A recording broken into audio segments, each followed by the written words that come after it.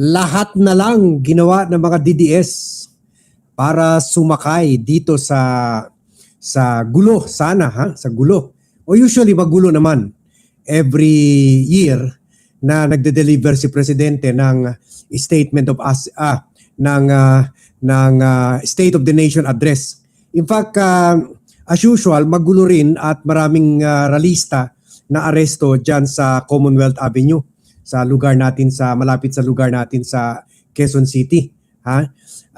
So the DDS forces were banking on the fact na magkakagulo talaga itong araw na ito.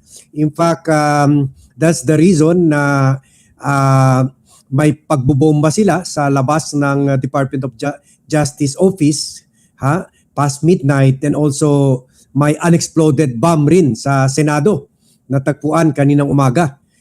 So palpak siguro yung gumawa ng improvised bombs doon sa Senado. At yun. And before that, so that was the most serious. In fact, tayo very worried tayo na kumbaga ibang level na ito. Ibang level na, may mga bomba-bomba na. So iba na to, hindi na to biro, Hindi na to biro. So they were really serious. That shows na they were really determined to try to bring the downfall of the Marcos administration. And siguro credit na rin sa mga pulis, relatively peaceful naman, nothing out of the ordinary. Walang nagpabomba dyan sa Commonwealth kung saan may mga massive rallies dyan ng mga iba't ibang grupo. So ibig sabihin, kuha na naman, bokya na naman. Bokya na naman. Bokya na naman ang mga DDS forces. Ang daming preparasyon nila. Yung Iglesia ni Cristo na nawagan na sa mga miyembro na sumali sa massive rally nila to coincide with their anniversary ngayon, over 100 years anniversary. Pagkatapos sila Pokis na nawagan ng rally kahapon at kinancel lang nila eventually dahil for sure nilangaw na naman ang rally nila. Kaya nag-resort na lang siguro sa bombing para pampakitang gilas.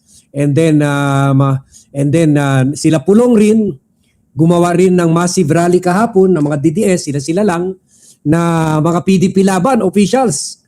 Si Pulong, si Baste, fresh from at least na re-energize sa disco sa mga gay bar sa Ibiza, Spain. Habang nasasalanta ng baha at ulan doon sa mga constituency sa Davao. At si Sara naman umiikot. Hinihimok ang mga OFW na isabotahe ang ekonomiya sa hindi pagpapadala ng mga remittances sa Pilipinas. At gumagawa ng mga negative speeches laban sa gobyerno. Para to encourage people para mag-join sa people power. May martial law na daw, ang gulo-gulo na daw ng gobyerno, sa dapat kumilos na daw ang mga tao. So yan, talaga. They were all planning. Pinagplanuhan talaga lahat to make this day the D-Day, the day na mapatalsik si President Bongbong Marcos. Yun. wala nangyari. Kahit ito sila Alan, may mga padrama, nag-all black sila sa Senado, to mourn the death of democracy daw, the death of rule of law sa Pilipinas. Wala rin nangyari. Bokya rin. At nakauwi na sa Malacanang si President Bongbong Marcos. Presidente pa rin. Presidente pa rin. Sana tuluyan na walang mangyari mamayang gabi. Mamayang gabi. Pero wala na yan Otherwise, kung meron talaga mass action na malaki talaga, yung milyon-milyon ng Iglesia ni Cristo, nangyari na yan kanina. Wala talaga. So, Presidente, critical tayo kay President Bongbong Marcos. Hindi naman natin idol yan. Hindi naman tayo bayaran Marcos vlogger. Pero ayaw rin natin matanggal siya sa pwesto na hindi sa oras. Gusto natin kung matanggal siya sa pwesto, that will be dahil meron na na-elect bagong presidente. Kumbaga, he should serve out his term until 2028. Unless makontrol nila Sara ang Senado at Kongreso at ma-impeach nila si presidente. Pero at least yan, regular legal measure tulad yung itong ginagawang impeachment kay Sara Duterte. Pero ayaw natin matanggal si President Bongbong Marcos by coup d'etat or other extra-legal means. Ha? So, kasi makakagulo ang bansa. Tayo, kawawa, lalo na mahirap. Ma-invade pa tayo ng tuluyan ng China kung mangyari yan. Kung naka-civil war tayo dito. Ha? So, hindi man tayo completely happy sa katiwalian rin sa Marcos administration, sa kapalpakan ng Marcos administration, pero we support the Marcos government and we don't want the Marcos government to fall. Ha? Kasi babaksak tayo kasama dyan. We are in the same ship. Ha? So yan. So tingnan nyo ha, ito pa isa sa mga gimmick nila Alan Peter Cayetano puwera sa mga pambobomba na ginagawa. Ha? Obviously, mga kasamahan nila, pero wala rin. Dead man lang yung tao sa kanila. Akala nila sasama na sa kanila yung mga tao magrarally-rally. Wala pa rin. Ha? Sila lang, parang kwan lang sila, parang timang, parang walang suporta sa kanila. Akala siguro nila o baka may plano sila na mag-ibo-boycott nila yung SONA pagkatapos magagawa ng mga pupunta sa mga rally na mag-speech doon, ganon, laban na sa Marcos administration. Pero wala nangyari rally. Meron man pero makakwan lang. Sasampu lang. Wala eh.